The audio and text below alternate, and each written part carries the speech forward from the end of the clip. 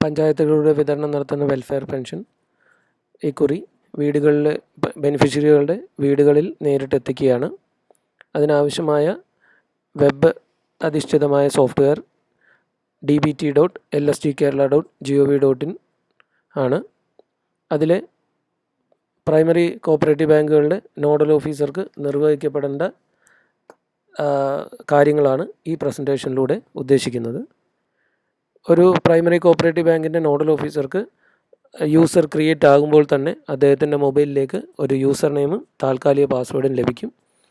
അങ്ങനെ ലഭിച്ചു കഴിഞ്ഞാൽ അദ്ദേഹം നമ്മുടെ വെബ്സൈറ്റിൽ കയറുക, യൂസർ നെയിമും താൽക്കാലിക പാസ്വേഡും നൽകി ലോഗിൻ ചെയ്യാവുന്നതാണ്.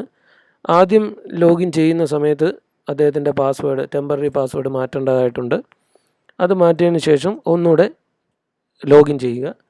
ഇത് പാസ്വേഡെല്ലാം മാറ്റിയതിന് ശേഷം ലോഗിൻ ചെയ്യുന്ന ഒരു സംവിധാനമാണ് ഇപ്പോൾ ഇവിടെ കാണിക്കുന്നത്. ഇതൊരു പ്രൈമറി കോഓപ്പറേറ്റീവ് ബാങ്കിൻ്റെ നോഡൽ ഓഫീസറിൻ്റെ ലോഗിൻ ചെയ്യുന്ന സ്ക്രീനാണ്. ഇപ്പോൾ ഇദ്ദേഹം ലോഗിനായി കഴിഞ്ഞ് കഴിഞ്ഞാൽ പ്രൈമറി ഒരു നോഡൽ ഓഫീസർക്ക് കിട്ടേണ്ട മെനു ഇപ്പോൾ അടങ്ങിയിരിക്കുന്ന മെനു ആണ്. അദ്ദേഹത്തിന് ചെയ്യാൻ സാധിക്കുന്നത് ഒരു പുതിയതായി 3 തരം യൂസറുകളെ ക്രിയേറ്റ് ചെയ്യാം. അതുപോലെ ഈ കോഓപ്പറേറ്റീവ് ബാങ്കിലേക്ക് ലോക്കൽ ബോഡികളെ മാപ്പ് ചെയ്യാം. ഏതൊക്കെ പഞ്ചായത്തുകളുടെ മുനിസിപ്പാലിറ്റി കോർപ്പറേഷൻ്റെ വാർഡുകളാണ് ലിങ്ക് ചെയ്യേണ്ടത് അത് ലിങ്ക് ചെയ്യാം. പിന്നെ അദ്ദേഹത്തിന് അത്യാവശ്യം ചില റിപ്പോർട്ടുകൾ കാണാം. അദ്ദേഹത്തിൻ്റെ പാസ്വേഡ് മാറ്റണമെങ്കിൽ അത് മാറ്റാം, ലോഗൗട്ട് ചെയ്യാം. ആദ്യം നമുക്ക് ഇതിനകത്ത് യൂസറിനെ ആഡ് ചെയ്യുന്ന ഒരു സ്ക്രീൻ കാണാം. യൂസർ ഡീറ്റെയിൽസിൽ യൂസർ ക്രിയേഷൻ എന്ന മെനു ക്ലിക്ക് ചെയ്യുക. അദ്ദേഹത്തിന് 3 തരം യൂസറിനെയാണ് ആഡ് ചെയ്യാൻ പറ്റുന്നത്. 1 ഓതറൈസർ, 2 കളക്ഷൻ ഏജൻറ്റ്, 3 ക്ലർക്ക് അഥവാ ഡേറ്റ എൻട്രി ഓപ്പറേറ്റർ.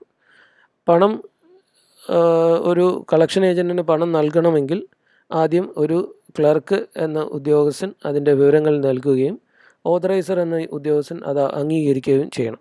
തിരികെ കളക്ഷൻ ഏജൻറ്റ് പണം നൽകിയതിന് ശേഷം കൊണ്ടുവരുന്ന റെസീറ്റുകൾ, അതായത് ഫോം 2 ഡേറ്റ എൻട്രി ചെയ്യാനായിട്ട് ആദ്യം ക്ലർക്ക് എൻട്രി ചെയ്യുകയും രണ്ടാമത് ഓതറൈസർ അത് ഓതറൈസ് ചെയ്യുകയും വേണം.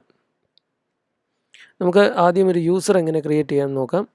നമുക്ക് പ്രധാനമായും യൂസറിന് പേര്, അദ്ദേഹത്തിനൊരു മൊബൈൽ നമ്പർ, അദ്ദേഹത്തിൻ്റെ ആധാർ നമ്പർ, ഏത് തരം യൂസറാണ് എന്നും അദ്ദേഹത്തിനൊരു ഫോട്ടോയും, ഇത്രയുമാണ് നമുക്കൊരു യൂസർ ക്രിയേറ്റ് ചെയ്യാനായിട്ട് അത്യാവശ്യമായി ഉള്ളത്. ഒരു ഉദാഹരണമായി ഒരു യൂസറിനെ ക്രിയേറ്റ് ചെയ്യാം. നമുക്ക് ആദ്യം ഒരു ഓതറൈസർ എന്ന യൂസറിനെ ക്രിയേറ്റ് ചെയ്യാം.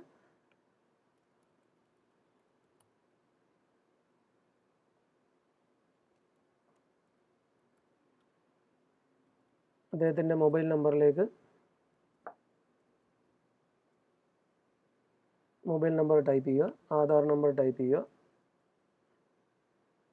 ഇമെയിൽ ID ടൈപ്പ് ചെയ്യുക. ആധാർ നമ്പർ ഒറിജിനലായിട്ട് 12 ഡിജിറ്റുള്ള ആധാർ നമ്പറാണ് രേഖപ്പെടുത്തേണ്ടത്. ഇത് തെറ്റായ ആധാർ നമ്പറാണ്. ശരിയായ ആധാർ നമ്പർ നൽകുക. ഫോട്ടോ ഫോട്ടോ അപ്ലോഡ് ചെയ്യേണ്ടതായിട്ടുണ്ട്. അതിന് ചൂസ് ഫയൽ എന്ന് പറഞ്ഞിട്ട് ഒരു ഫോട്ടോ സെലക്ട് ചെയ്ത് കൊടുക്കേണ്ടതാണ്. ഇത്രയും രേഖപ്പെടുത്തിയതിന് ശേഷം സേവ് ബട്ടൺ ക്ലിക്ക് ചെയ്യുക.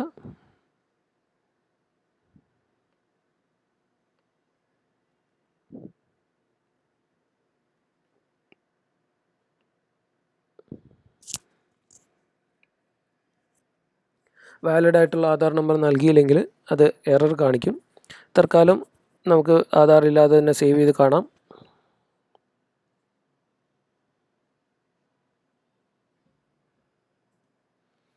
യൂസർ ക്രിയേറ്റ് ആയിട്ടുണ്ട്.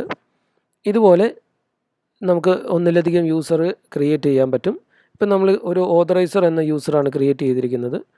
അദ്ദേഹം ക്രിയേറ്റ് ആകുന്ന മുറയ്ക്ക് തന്നെ അദ്ദേഹത്തിന് നൽകിയിരിക്കുന്ന മൊബൈൽ നമ്പറിലേക്ക് ഒരു SMS കിട്ടും. ആ SMSലൂടെ അദ്ദേഹത്തിന് ലോഗിൻ ചെയ്യുകയും ഓതറൈസറിൻ്റെ കർത്തവ്യങ്ങൾ പാലിക്കാനും സാധിക്കും.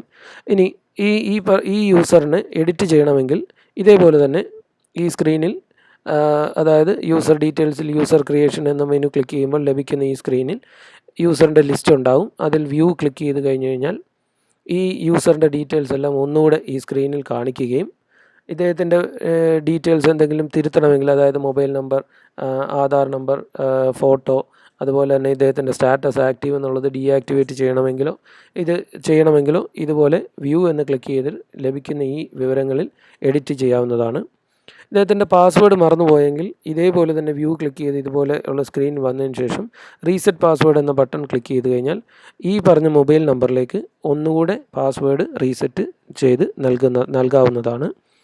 ഇനി പുതിയൊരു യൂസറിനെ കൂടെ ക്രിയേറ്റ് ചെയ്യണമെങ്കിൽ നമുക്ക് ന്യൂ എന്ന ബട്ടൺ ക്ലിക്ക് ചെയ്യുക. അവിടെ നമുക്ക് ഒരു യൂസറിനെ ക്രിയേറ്റ് ചെയ്യാനായിട്ട് നമുക്ക് വേണ്ടത് ഇനി നമുക്കൊരു കളക്ഷൻ ഏജൻ്റാണ് വേണ്ടത്. നമുക്ക് കളക്ഷൻ ഏജൻറ്റിനെ ക്ലിക്ക് ചെയ്യാം. അതിനായി നമുക്ക് വേറൊരു ഉദ്യോഗസ്ഥന് പേര് കൊടുക്കാം. ഒരു കളക്ഷൻ ഏജൻറ്റ്, അദ്ദേഹത്തിൻ്റെ അഡ്രസ്സ്, ഡെസിഗ്നേഷൻ, അദ്ദേഹത്തിൻ്റെ മൊബൈൽ നമ്പർ,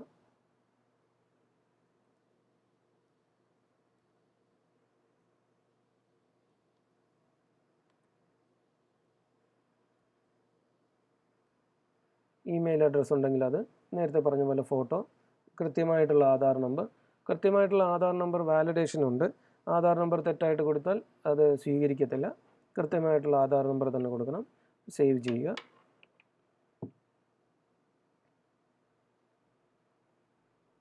നമുക്കിപ്പോൾ ഇതിനകത്ത് കാണാൻ സാധിക്കുന്നു, ഈ ഓഫീസിൽ 2 യൂസറിനെ ക്രിയേറ്റ് ചെയ്തിട്ടുണ്ട്. ഒരു ഓതറൈസറും ഉണ്ട്, ഒരു കളക്ഷൻ ഏജൻ്റ് ഉണ്ട്. ഇപ്പോൾ നമുക്ക് ഒന്നിലധികം കളക്ഷൻ ഏജൻറ്റ് വേണമെങ്കിൽ നമുക്ക് ഇതിനകത്തോട്ട് ആഡ് ചെയ്യാം. അതുപോലെ തന്നെ ഇനി ഒരു ക്ലർക്കിനെയും കൂടെ വേണം. നമുക്ക് മിനിമം ഇതിനകത്തൊരു ക്ലർക്ക് എന്ന യൂസറേയും കൂടെ വേണം.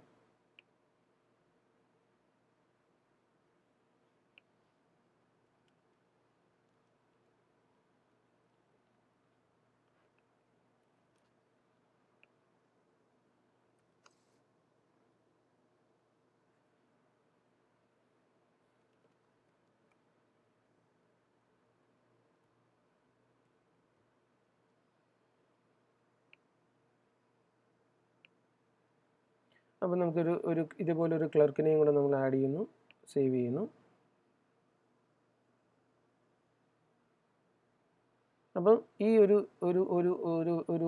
കോപ്പറേറ്റീവ് ബാങ്കിൻ്റെ 3 യൂസറിനെ നോഡൽ ഓഫീസർ ക്രിയേറ്റ് ചെയ്ത് കഴിഞ്ഞു.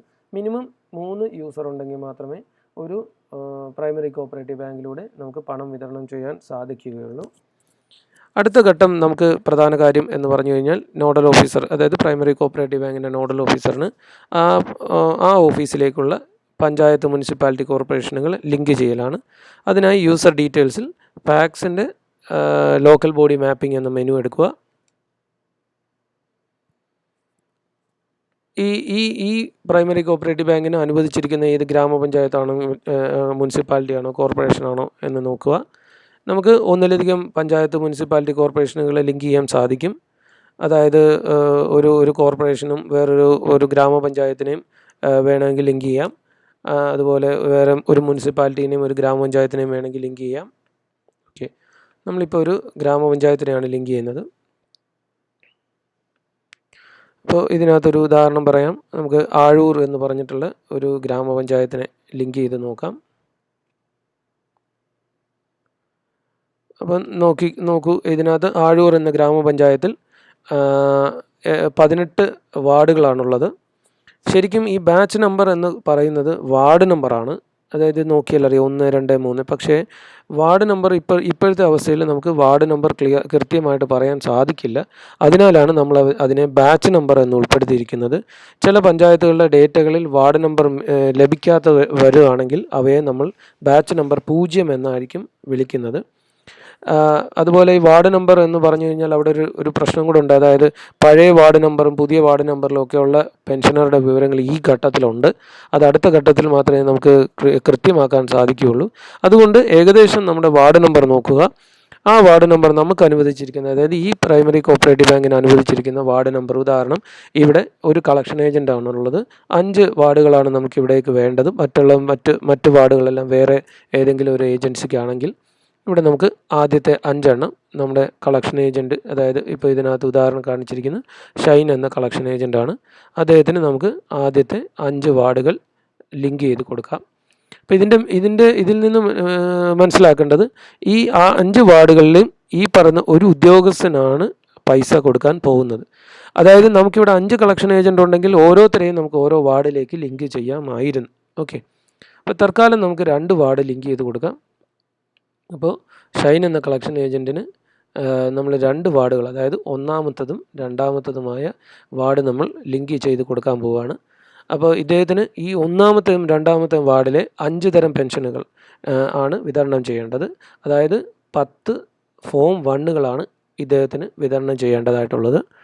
അപ്പോൾ ഈ പ്രോസസ്സ് നമ്മൾ സേവ് ചെയ്തു. അപ്പോൾ ഇതിൽ നിന്നും നമ്മളുടെ ഈ പാക്കിലേക്ക് ഈ പ്രൈമറി കോപ്പറേറ്റീവ് ബാങ്കിലേക്ക് ഒന്നാമത്തതും, അതായത് അഴൂർ എന്ന ഗ്രാമപഞ്ചായത്തിൻ്റെ ഒന്നാമത്തതും രണ്ടാമത്തതുമായ വാർഡുകൾ നമ്മൾ ലിങ്ക് ചെയ്ത് കഴിഞ്ഞു. ഇനി ഈ 1ഉം 2ഉം എന്ന വാർഡ് വേറെ ഒരു പാക്കുകൾക്കും ഉപയോഗിക്കാൻ പറ്റില്ല. അത് മാറ്റണമെങ്കിൽ അതാത് ജില്ലാ കോപ്പറേറ്റീവ് ബാങ്കിൻ്റെ നോഡൽ ഓഫീസറിന് നിർദ്ദേശം കൊടുക്കുകയും അദ്ദേഹത്തിന് റിക്വസ്റ്റ് കൊടുക്കുകയും അദ്ദേഹം അത് മാറ്റിയാൽ മാത്രമേ ഈ വാർഡുകൾ വേറെ ഏതെങ്കിലും ഒരു പാക്കിനോ അല്ലെങ്കിൽ ഈ പ്രൈമറി കോപ്പറേറ്റീവ് ബാങ്കിനോ ലഭ്യമാകുകയുള്ളൂ. ഓക്കെ, ഇനി അടുത്തത് നമുക്ക് 2-3 റിപ്പോർട്ട്സ് കാണാം. ലെഡ്ജറുകൾ, അതുപോലെ മാപ്ഡ് ലിസ്റ്റ്. ഇപ്പം നമ്മൾ 2 വാർഡ് ലിങ്ക് ചെയ്തില്ലേ, അപ്പോൾ ആ 2 വാർഡ് നമുക്ക് കാണാൻ പറ്റും ആർക്കാണ് പോയിരിക്കുന്നത്. ഇപ്പം നമ്മുടെ ഇവിടെ ഉപയോഗിക്കുന്ന 2 വാർഡാണ്. 2 കളക്ഷൻ, അതായത് കളക്ഷൻ ഏജൻറ്റിൻ്റെ പേരും ഉണ്ട്, നമുക്കിത് കാണാൻ പറ്റും. നോഡൽ ഓഫീസറിൻ്റെ പാസ്വേഡ് ചേഞ്ച് ചെയ്യണമെങ്കിൽ ചേഞ്ച് പാസ്വേഡ് ഉപയോഗിക്കാം. അതുപോലെ ലോഗ് ഔട്ട് ചെയ്യുകയാണെങ്കിൽ അദ്ദേഹത്തിന് ഈ സോഫ്റ്റ്വെയറിൽ നിന്ന് പുറത്ത് പോകാം. അതുപോലെ അദ്ദേഹത്തിന്, അതായത് ഈ പ്രൈമറി കോപ്പറേറ്റീവ് ബാങ്കിലേക്ക് ജില്ലാ തലത്തിലെ കോപ്പറേറ്റീവ് ബാങ്കുകളിൽ നിന്ന് വരുന്ന പൈസയുടെ വിവരങ്ങൾ ഒരു ലെഡ്ജർ രൂപത്തിൽ കാണാൻ സാധിക്കും. അതിനുള്ളതാണ് ഈ റിപ്പോർട്ട്. നമുക്കിനി അടുത്ത ഒരു വീഡിയോയിൽ മറ്റു കൂടുതൽ വിവരങ്ങൾ കാണാം. നന്ദി.